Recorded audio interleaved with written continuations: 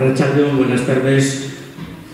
La Universidad Pública de Navarra, la UPNA, está ejecutando la recopilación del patrimonio inmaterial de los municipios de Navarra.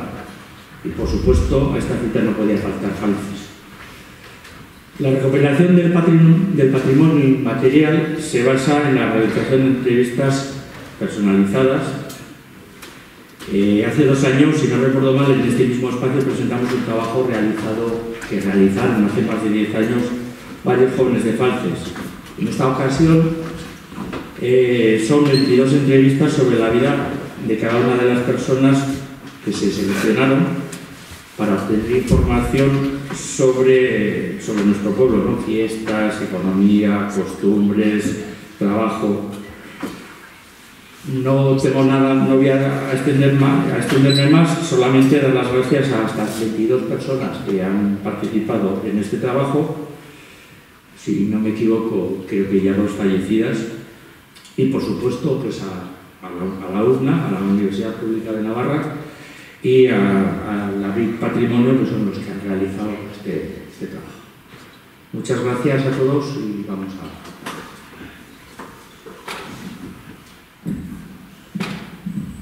Buenas tardes.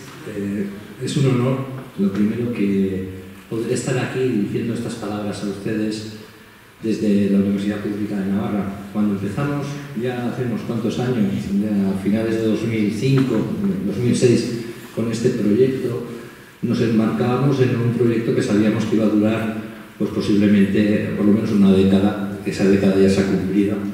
Y sobre todo es importante darse cuenta de que aquí hay 22 protagonistas, 22 personas que han compartido con nosotros sus conocimientos, que han compartido todo un saber y un legado que han ido adquiriendo generación a generación y que son la identidad y el sentir y el ser de lo que es Falces. El Ayuntamiento tuvo la sensibilidad, ya veo que no es la primera vez, porque efectivamente en el archivo tenemos también otras 12 entrevistas anteriores del proyecto de Falces en la Memoria, que Diego Martín Delgado, Jorge Ibáñez y Carlos Amatria pues hicieron en ese momento, y efectivamente hoy son 22 protagonistas más, ¿no?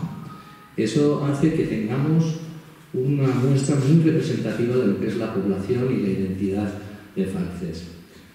Este es un acto sobre todo de homenaje a una generación que se ha esforzado, que ha sido muy trabajadora, que ha sabido transmitir unos valores importantísimos a la gente joven y a los nuevos falcesinos y falcesinas.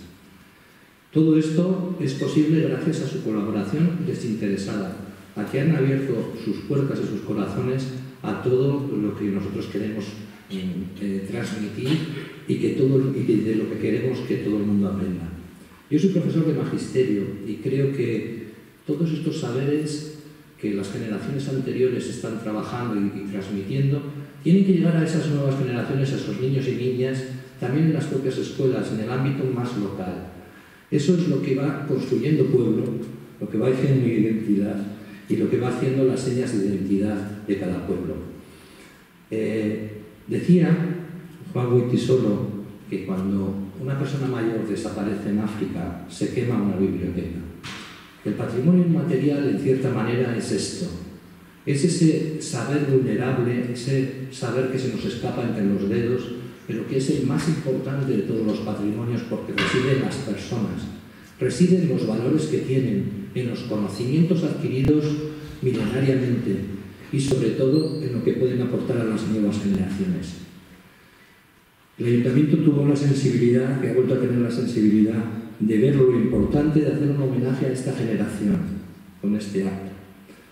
Y la Universidad Pública de Navarra, cuando empezó esta aventura, tuvo la inmensa suerte de contar, bueno, se creó entonces también, con una empresa como es la BRIC. Porque es una empresa que, más allá de lo que puede ser el trabajo bien hecho y profesional, pone corazón en lo que hace. Y eso lo vamos a ver hoy en el resultado de todo esto. Yo quería terminar sin darles de nuevo las gracias en nombre de la universidad, en nombre de todos los navarros, en nombre del conocimiento a estas 22 personas que efectivamente han compartido con nosotros todo esto. Vamos a ver un vídeo muy chiquitín que es un poco la explicación de todo el proyecto general que venimos haciendo. Ahora recordábamos que más de 500 y pico municipios no, localidades, porque son concejos, ayuntamientos, hay un poco de todo, más de 500 y pico son los que hemos ido haciendo en esta década. Los recuerdos, los saberes, las expresiones populares, el lenguaje, es un corpus que no hay en toda Europa. Es un trabajo que está siendo inmenso y, por otra parte, muy gratificante, porque a mí, por lo menos como profesor universitario, me hace darme cuenta con humildad que tengo que aprender muchísimo de todos ustedes.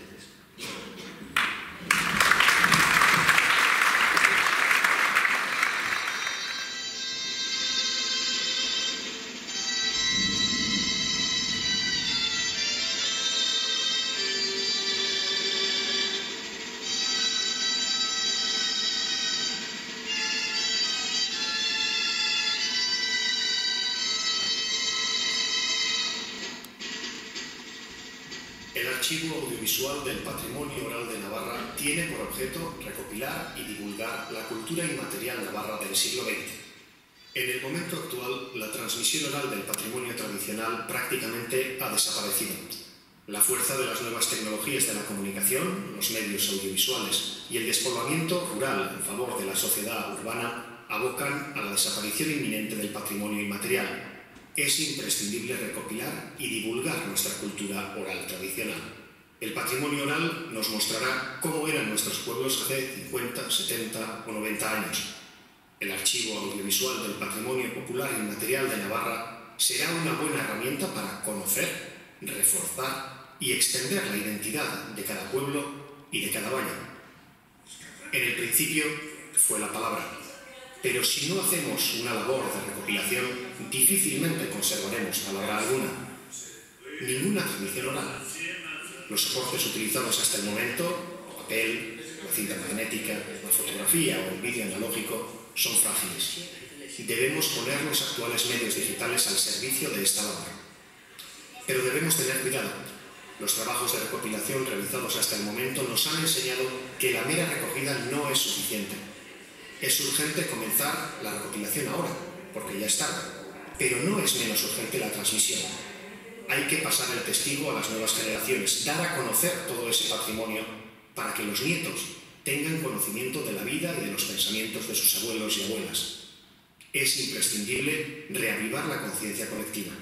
Hoy contamos con la ayuda de Internet y de los medios audiovisuales que facilitan esa labor. Eran unos inviernos muy duros aquí en Pamplona, porque caían unas nevadas impresionantes y no se había... Por todo ello, es muy importante que los propios vecinos de cada localidad sean los protagonistas de este proyecto, que sean ellos los entrevistados, por supuesto, pero también quienes propongan a quién entrevistar y, ¿por qué no?, que en el futuro las entrevistas, las conversaciones, se hagan dentro de casa, entre generaciones. Ese material tan valioso ofrecerá distintas posibilidades en el futuro. Posibilitará la confección de sitios web acerca del patrimonio oral de cada localidad, dará pie a organizar jornadas o charlas acerca del tema en las que los vecinos interiorizarán el valor de su patrimonio y las entrevistas realizadas podrán ser utilizadas como material didáctico en las escuelas. Corresponde a cada localidad poner en valor y salvaguardar su propio patrimonio inmaterial, recoger el testigo de una generación que ha vivido un cambio histórico, garantizar que dentro de 100 o 200 años nuestros bisnietos vean y escuchen a nuestros abuelos y abuelas, a sus antepasados de 6 generaciones previas. En nombre de la RIT y de las personas que han estado haciendo las entrevistas, quería volver a agradecer a esos 22 vecinos y vecinas de Falces que nos han abierto sus puertas, que nos han contado un montón de cositas, que han aceptado compartir con nosotros y a través de nosotros con todo el pueblo y con todo Navarra del mundo mundial, pues sus vivencias, sus recuerdos, sus saberes y han aceptado participar en este proyecto. Entonces, muchas gracias. Ha sido un verdadero placer, han sido unas entrevistas muy agradables, muy bonitas y espero que el resultado pues, les sea de su agrado. El vídeo que vamos a ver hoy no es ni un resumen ni una recopilación, es simplemente hemos buscado una pequeña secuencia de cada entrevista, aparecen las 22 personas entrevistadas y bueno, es un vídeo que nace y muere en este acto, está preparado para este acto, no tiene mayores pretensiones y sin más. Espero que les guste porque está hecho con cariño, pero que sepamos que no es el resumen de las 40 horas de grabación que hay ahí y que da para mucho más que lo que vamos a ver hoy, ¿vale? Muchas gracias.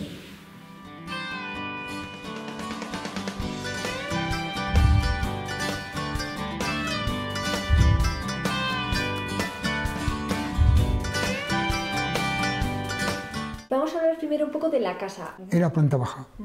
Sí, me acuerdo que no en aquellos años, pues hace 70 años, no teníamos váter, no teníamos baño, teníamos que hacer las cacas fuera, detrás, en la peña o en un patio, en un corral, digamos, en la cuadra. Y eran casas bajas, plantas bajas. La cocina era de leña, cocina antigua de leña y de sarmientos y por supuesto de carbón si le echabas carbón. Pero entonces la cosa de monopolio estaba un poco baja. ¿Y habitaciones y así? ¿Cuántas teníais? Pues teníamos 2 habitaciones, la de 2 o 3. Nos tocaba dormir en la misma habitación, unos en una cama, otros en otra. ¿Y las camas, que eran de madera, de hierro? Sí, no, camas antiguas de madera, camas antiguas, que ya prácticamente han desaparecido todas. ¿Y los colchones? Bueno, los colchones eran de lana de oveja.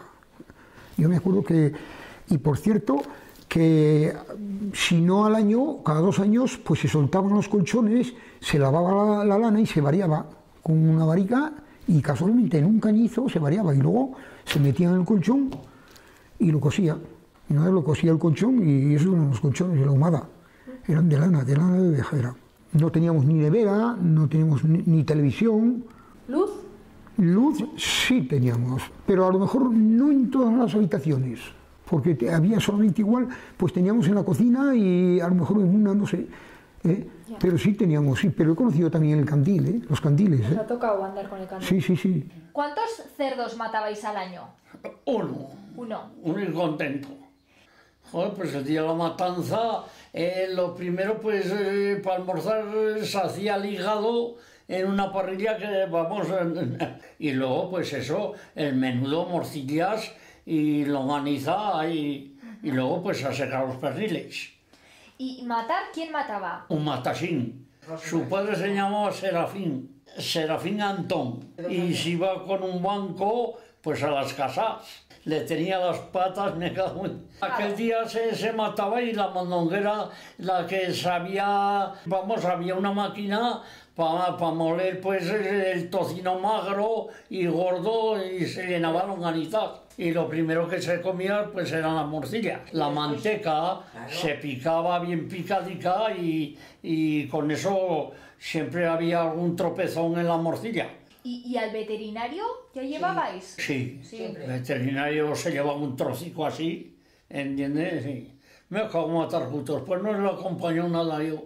Y siempre con el banco de una casa en otra. ¿Es costumbre de llevar presentes a las casas? Cada caldero de morcilla que para que el garza no nos importaba nada que habría.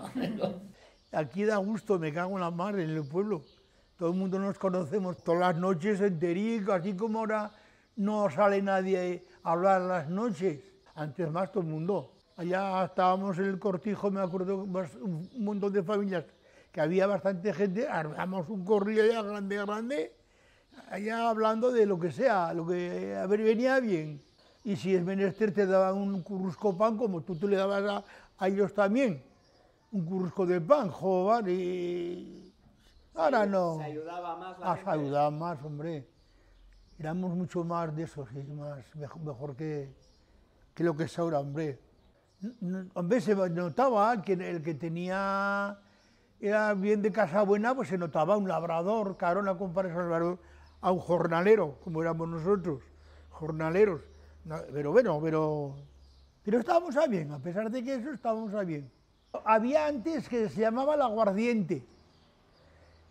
A mí no me tocó bajar allá a mí.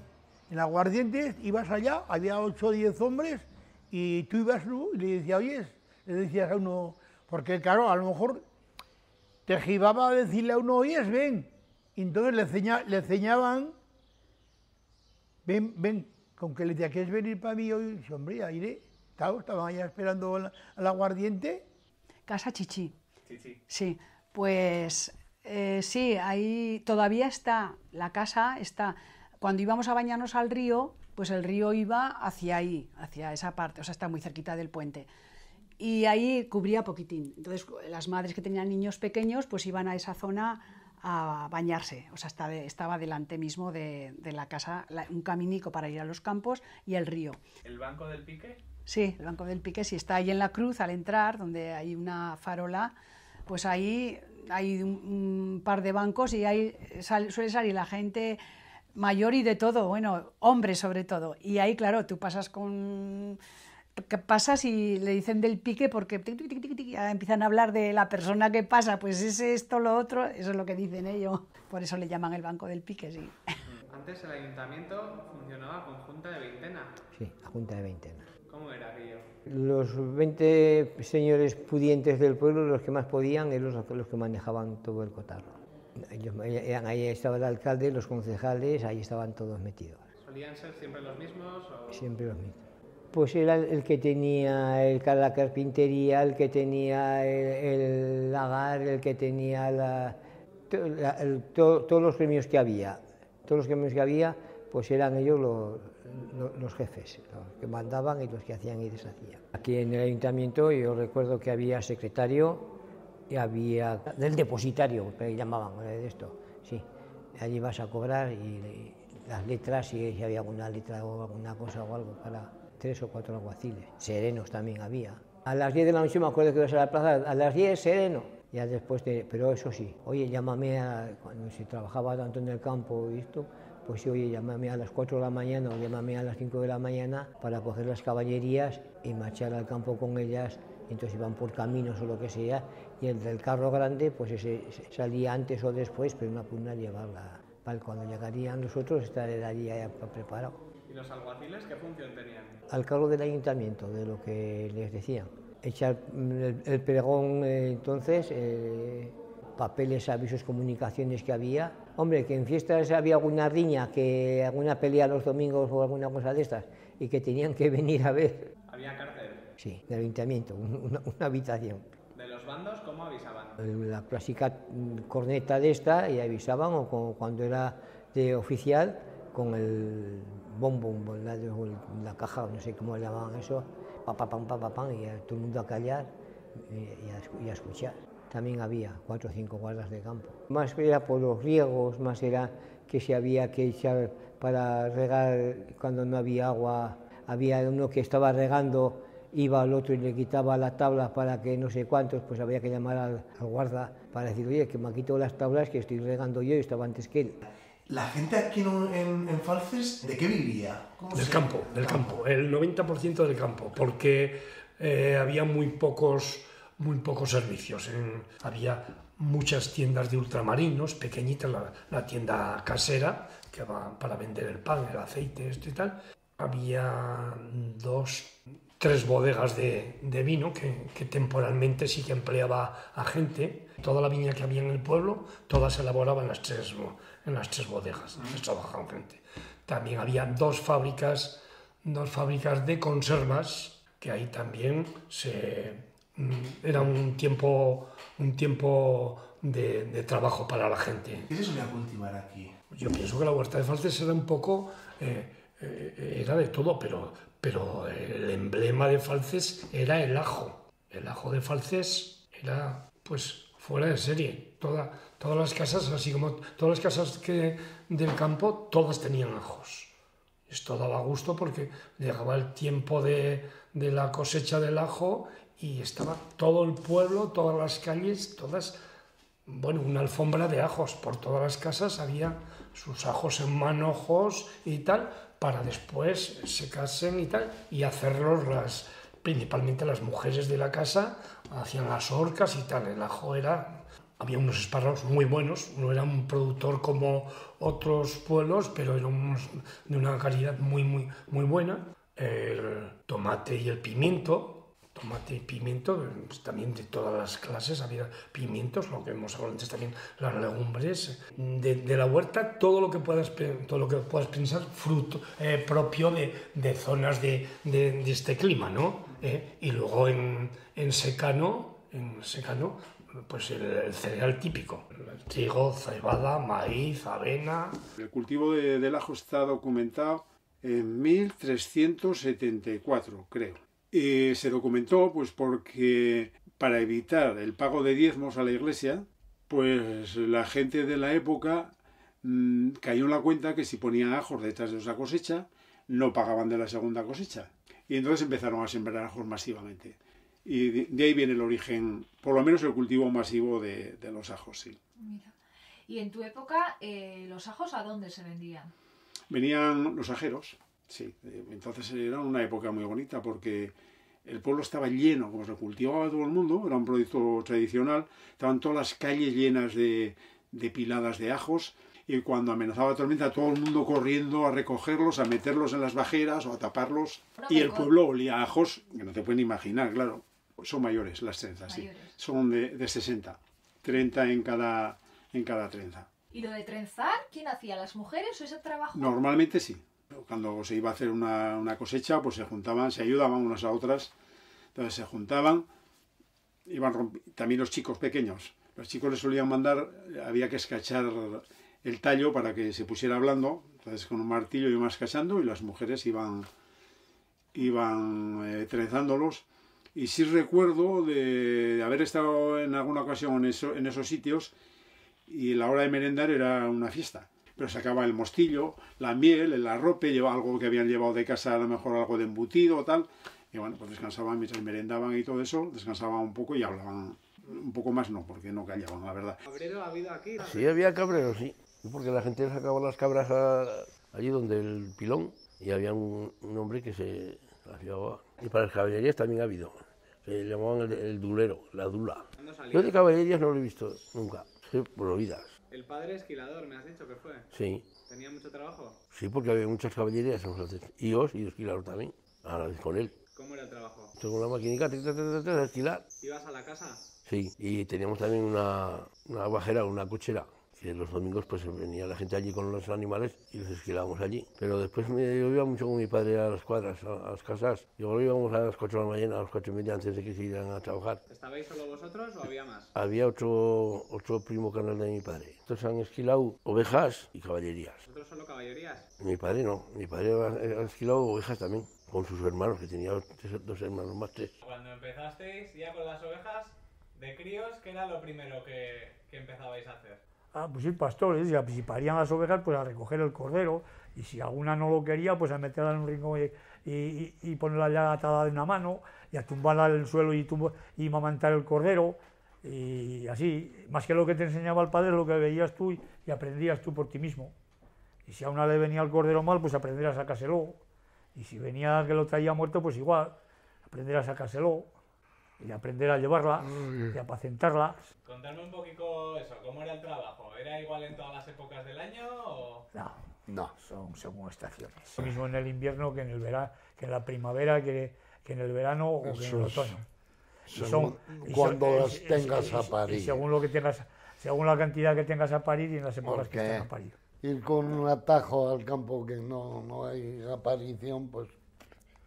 Es pasearte todo el día. Vas todo el día con el palito y paseando. Lo malo es cuando lleva un atajo y una de parto, la otra pariendo, la otra... Ya está. Hay telías, no hay horas, hay que tumbar muchas, meter muchas manos. ¿A dónde lo llevabais? Así, aquí en los montes. A los montes, ¿Todo por Falces o más lejos? Sí, hemos estado en las Bardenas, en la Sierra Andía, en corralizas en Altajona, en corralizas en Caparroso. ¿Lleváis el ganado desde aquí? Sí, andando. ¿Por dónde ibais? ¿Había cañada? Ahí estaba cañada, está.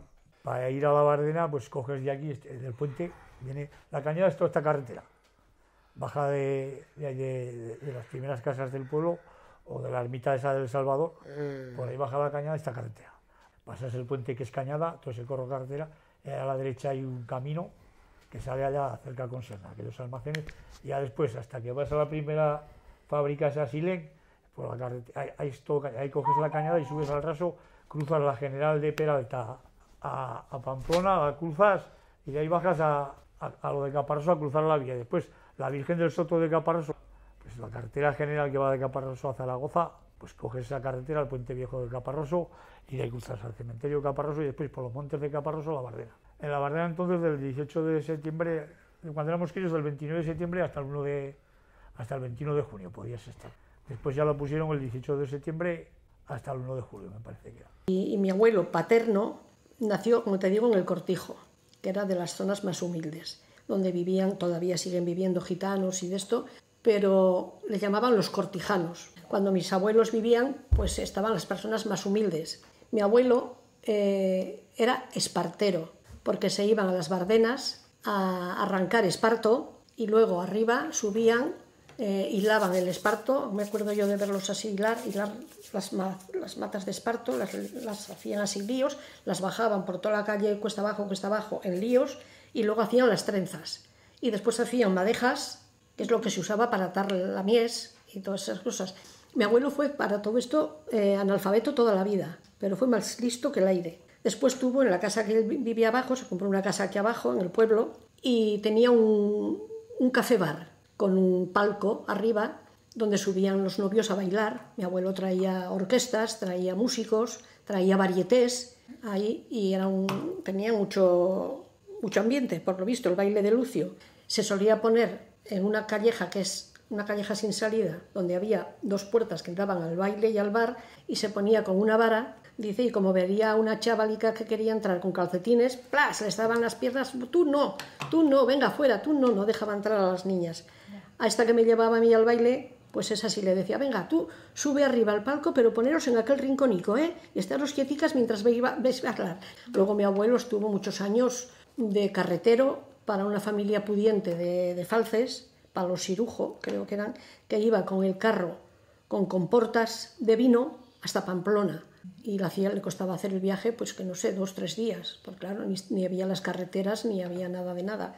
Hay anécdotas muy graciosas de mi abuelo, el espartero, Lucio, pues a lo mejor tenían 6 nueces para repartir, o en Navidad, cuando les llegaba que tenían que repartir los aguinaldos, pues les tocaba repartir media docena de nueces, no habría más. Y mi abuelo decía siempre, ¿reparto, Josefina? Sí, reparte. Bueno, empiezo, una para mí, otra para ti y otra para mí.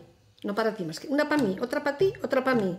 ¿Voy bien, Josefina? Sí, sigo, sí. Bueno, sigo, una para mí, otra para ti y otra para mí. Y así, pues hasta que se acababa lo que tenían para repartir, mi abuelo tenía un montón y mi abuela no tenía más que 3. No sé lo que hace este hombre, la cosa es que reparte bien, dice, y siempre tiene más que yo.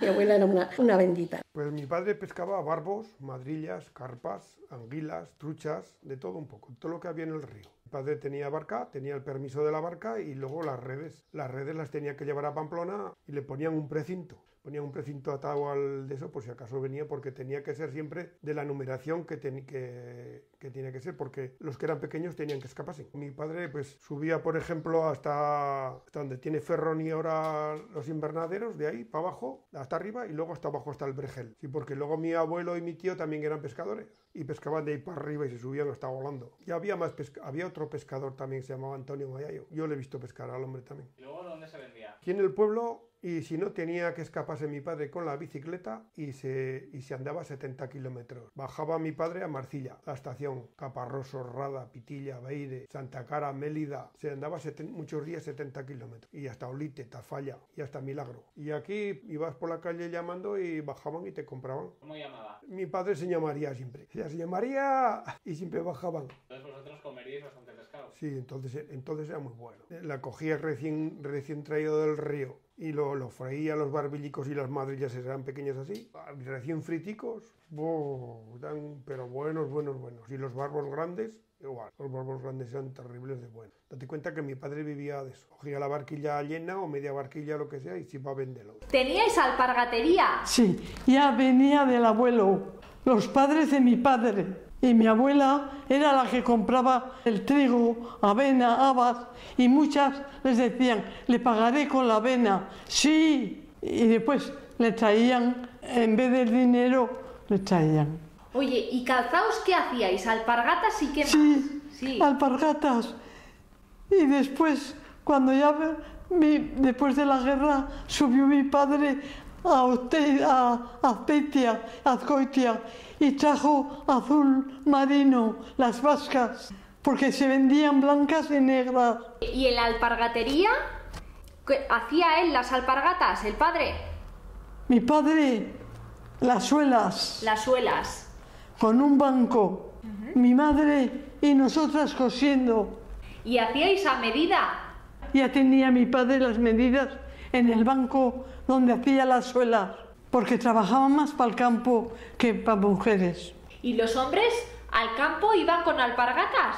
Iban en tiempos. Después vinieron ya los deportivos, las botas marrones, después esas de lona. ¿Qué tipo de herramientas? Pues herramientas las que no hay ahora. ¿Tú sabes lo que es un berbiquí?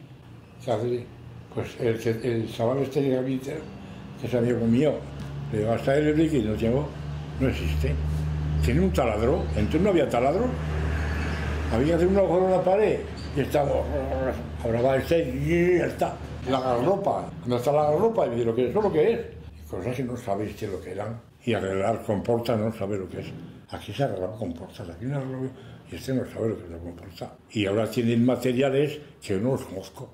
Hay unos rechapados ahora, que hablan un mueble de roble, la mentira, es todo aglomerado forrado. Y estos tienen, y yo no conozco. Entonces no había eso. ¿Y entonces, sobre todo, con qué madera?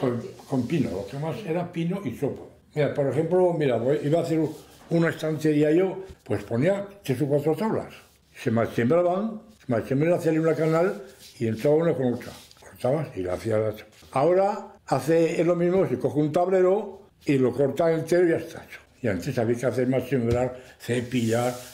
Se morían más críos que ahora, hombre, sí. Pero después, ¿no? Pero después no, en el parto no. En el parto no tengo recuerdo que se le ha muerto a mi madre nadie. ¿Y mujeres tampoco? No. Mi madre estaba, madre mía, nacía lo que sea y se estaba después 40 horas allí y mi madre se hacía 40 visitas. Una vez que daban a luz, ¿cuánto tiempo estaban en la cama? En la cama, hombre, en la cama, más que ahora sí estábamos, en la cama. Los sacábamos, madre mía, a los críos, allí bien tapadicos y ahora, venga, todos es que ha cambiado todo mucho. Ahí mi madre los llevaba a bautizar, pero entonces los bautizaban a los 3 días. Más tenían un estilo, mi madre tenía mucha gracia para coger los chiquillos. Y entonces iba la comadrona, llevaba a bautizar a los críos, así que estaban siempre fuera de casa, claro. Aquí en Falces, ¿escuelas? ¿Cuántas escuelas había? Una clase que había 5 clases, 4. Yo estaba en las 4, ahora ya, entonces ya, cuando ya casi me salí de la escuela, que me salí pronto porque había que ir a trabajar. Pero había una más, una clase más. ¿Chicos y chicas separados? Sí, las chicas estaban en un lado y los chicos en otro. Vale, ¿y tú qué tal recuerdo tienes de la escuela? Te enseñaban lo más práctico, mira, te enseñaban eso, lo más importante, la división, ¿Y pegaban en la escuela? No, la regla. A lo mejor te llamaba al maestro, vete ahí, porque tenía ahí a la afuera en un patio tenían leña para ir para acá. Trae la mayor regla, trae una regla, y lo primero que lo probabas era pon la mano así, ya sabes, y batallas que pones. ¿Libros y así ya teníais? Lo justico, una enciclopedia, una libreta, entonces. ¿Maestro? ¿Qué maestro tuvisteis? Yo los 4 estuve, don Pedro, don Agustín, don Paco y don Julián. ¿A vosotros el cara al sol y así nos han Sí, ya me ha tocado en el patio, y así, con la mano allá atrás. ¿Eso cuando entrabais o cuando entrábamos, todos los días. Y si no, iba a la ESO de España, allá todos firmes. Y luego, cuando salíais al recreo y así, ¿jugabais con las chicas o no? ¿Chicos y no, chicas, porque estamos separados. Ah, también. Había una valla, y no nos dejaban estar juntos. ¿Os llegaron a dar leche? A mí yo he bebido mucha leche a la escuela, leche en polvo. Todos los días tomábamos. Salimos antes del patio o algo antes del patio, allá había unas señoras que la calentaban y nos la daban un vaso. ¿Se cantaba mucho antes? A todas las horas, en todas las tabernas había guitarras y oías cantar a todo el que entraba, cantaba. Si íbamos a cantar de noche, yo, por ejemplo, nosotros éramos tres. Terés, este grande, cantaba mucho bien. Otro que era Jesús, que le llamaban Tapón, porque era pequeñico, y yo. Íbamos, bueno, pues tú tenías amistad como yo con la Conchi, por ejemplo, tenía mucha amistad por el bar que tenía y todo eso, pues ya hasta allá me gustaba, íbamos a cantarle. Estaba en la ventanica allí 2 hermanas y claro, pues oye, una canción. ¿Qué les cantabais? Joder, mexicanas. La canción mexicana bien tocada y bien cantada es lo mejor que hay. Y por otra calle había otros y en las tabernas, no te digo nada, en las tabernas todas tenían guitarra. Echabas a los sitios, Ignacio, déjame la guitarra, toma. A mí no me ponían nunca, pero porque yo entonces no tenía guitarra. Y cuando me iba a ir por ahí, le decía, Ignacio, me dejas la guitarra sin hablar una palabra, pon. Me la dejaba. Y cantaba mucha gente, por las tabernas lo que más, las jotas. Por la calle también, cualquiera cantaba. Y bien, ha habido cantadores muy buenos aquí, que aún existe uno, Azcona, este es de Salvador Azcona, buen jotero. Bueno. ¿Y los domingos qué hacíais aquí? ¿Qué diversiones teníais? Pues jugabas a pelota, al fútbol y luego pues eso, pues salías al bar, hacías merienda. ¿Bailes había aquí? Sí, había, ya que estuve en la cárcel 2 veces. Pues el alcalde y el párroco, como mandaban, eran los dos de ahí arriba, más grandes, pues quitaron el baile. Dice que no había que bailar apretado y tal. Y 2 que no habían ido al baile en la puñetera vida, pues se pusieron templados. Y claro, empezaron a hablar, no te jode, porque no ha de haber baile y tal. Y aquellos lo cogieron y empezaron a gritar, fuera alcalde, fuera cura, y venga a baile. Se armó una de San Quintín. Salió la Guardia Civil, empezaron a tirar tiros al aire, con que pillaron, nos metieron allá en la cárcel, pero que tiraban a tiro, y uno que le decían Sandrios, que eran jodidos. ¡Ahí va! Si le ha pegado una estrella, dijo. Pero que nosotros en esta cuesta aquí bajando la plaza, les tirábamos piedras de ahí. Así que digo yo, como quieras ser más. Después otra vez nos metieron por bailar en calzoncillos. Y era invierno, y eran las 12 de la noche. Los funerales solían ser por la mañana, ¿no? Por la mañana, siempre por la mañana. Y entonces eso, el cura venía hasta la casa, ¿no? Venía a la casa y después todos en procesión a la iglesia. ¿Y en la iglesia, en la caja, se metía hasta adentro o se dejaba...? No, adentro. ¿Y recuerdas, había funerales de categorías? De primera, segunda y tercera.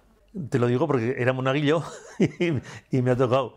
Los de primera se subía, se ponía la caja en el comedor, no había cuarto en el comedor, y subían los curas arriba, a hacer el responso. Y en la iglesia se cantaba mucho. Los de segunda menos y los de tercera poco. Había unas mujeres que cantaban y unos hombres que cantaban. Y después del funeral, a la hora de hacer el agujero, ¿quién hacía? La acción de enterramiento estaba hecho. Ahora, después los familiares lo enterraban. ¿Y luego el luto, de cuánto tiempo solían estar? Madre, pues 2 años. ¿Y a los críos también se les ponía de luto? También se les ponía de luto también. No de luto riguroso, pero también de luto. Y a los hombres se les ponía un brazalete negro. Y por ejemplo, si estabais de luto y llegaban las fiestas... Pues no se salía de casa. ¿En casa costumbre de bendecir la mesa teníais? Pues nosotros sí teníamos, pero la gente no. En mi casa sí. Rezar el rosario no. De misa sí, de misa todos los domingos. A misa ibais con mantilla, ¿no? Sí. Ay, qué bonitas. Mantillicas muchas. Sí, después ya quitaron todo. Después a un cura nos dejaba ir de manga corta, más que hasta aquí. Y sin escotes y nada, pero ahora ya últimamente ya nada, ya ves. ¿A confesar también iríais? Íbamos, claro que íbamos a confesar. Pues sí, íbamos a confesar. ¿Y con los curas qué tal relación teníais? Bien. Por ejemplo, cuando pasabais por la calle y os cruzabais con el cura... Ave María Purísima. ¿Y procesiones? Hubo la del Corpus Christi, pues ahí la de San Isidro, la del Carmen, la de San Antonio. Después en Semana Santa también hay Viernes Santo, el Jueves Santo por la iglesia, dentro de la iglesia. Oye, y antes, por ejemplo, eso, la del Corpus Christi, ¿qué solíais hacer aquel día? Se ponían altares. ¿Y se echaban en el camino? Sí, el Domingo de Ramos. Se bendicen los ramos aquí en la cruz y después se va a la iglesia en procesión. ¿Y romerías? Romerías, pues eso le iba a Javier, a un juez. ¿En tiempos iban a San Esteban? Sí, a una ermita que había, que he ido, Sí. porque había misa el día de San Esteban, celebraban misa. O sea, que celebrabais la misa y luego se hacía algún almuerzo Pues o eso, algo. pues ya se quedaban. Romería El Salvador. También el día del Salvador suelen hacer el segundo día de Pascua de Navidad, y el día 6 de agosto también, porque es esto de los cofrades. 3 o 4 veces se sube también al Salvador. Oye, ¿y costumbre de hacer rogativas? Antes sí se hacían. Bien. Antes se hacían, ahora hace muchos años que no se han hecho. ¿Qué tal eran las fiestas? Preciosas. Estábamos pensando en que pondrían las barreras de la plaza para irse a poner así, como el asiático, atadico al madero, para ser en la primera fila. Chiquitica yo. Y ir a la casa de mi abuela corriendo, coger un puñico de cocos y irme al asiento a comerme los cocos. Y una vez con mi abuela, chiquita yo, que se han escapado, las vacas de Pates se han escapado. Y después, cuando ya era mayor, decía, tu padre, cuando se escapaban las vacas, iba con un caballico que tenía chiquito, joven, iba a ver dónde se habían escapado para traerlas. Y a lo mejor te pasabas toda la mañana y no llegaban las vacas. Y después, al tablón, a verlas bajar, corriendo, a coger un tablón, para sentarnos para toda la mañana hasta las 10 o las 9:30 que se acababan de la mañana. Oye, ¿y las manolas?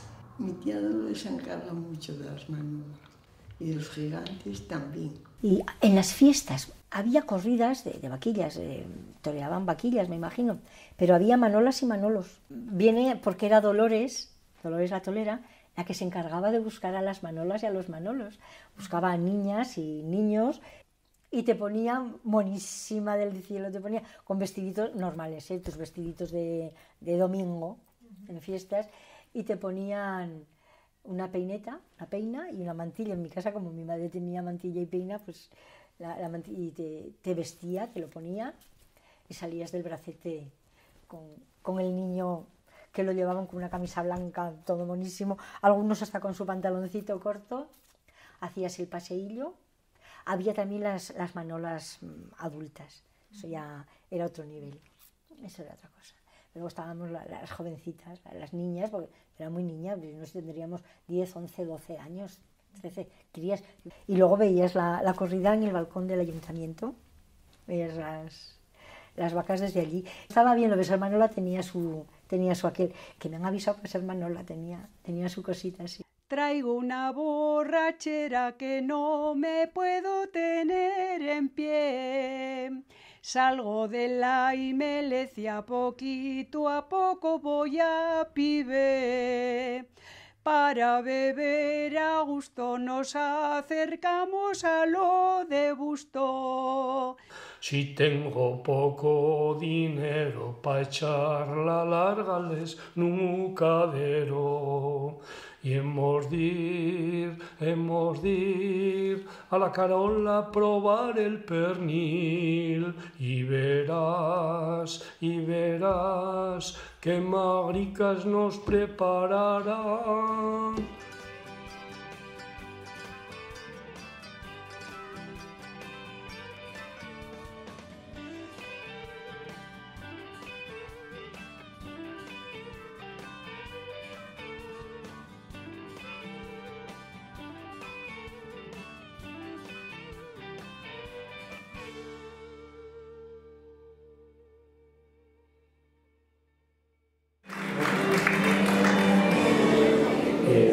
Bueno, parece que nos ha gustado, ¿no? Ahora vamos a proceder, si nos enciende José Ángel las luces, a las 22 personas, bueno, los que estéis, los que no, lo guardamos y ya se lo mandaremos, se os va a entregar un vídeo con la entrevista entera de cada uno. Entonces vamos a ir nombrando uno por uno, subís, os damos el DVD y os quedáis para luego hacer una foto al final, ¿de acuerdo? Gloria Mendívil.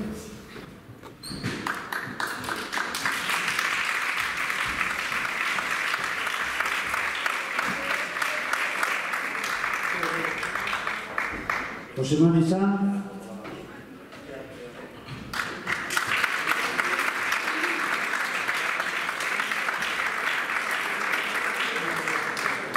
Jesús Mari Goñi.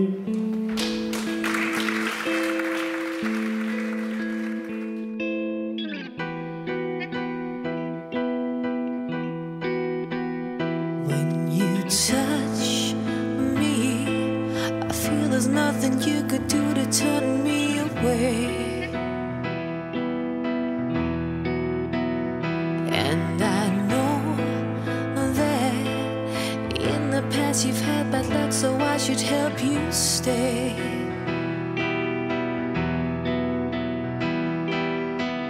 You're all I ever wanted, you're all I ever needed, it's you.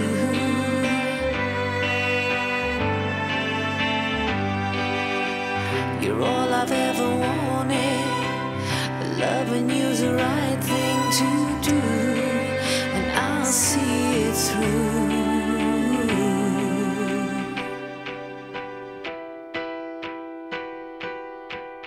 When I close my eyes and think of you, it takes me places that I've never seen.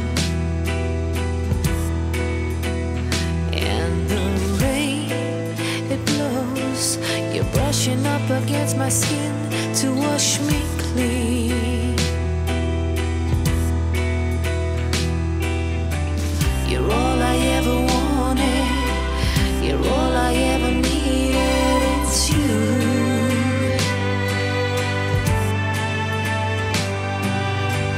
You're all I've ever wanted, your loving you's the right thing to do, and I'll see it through.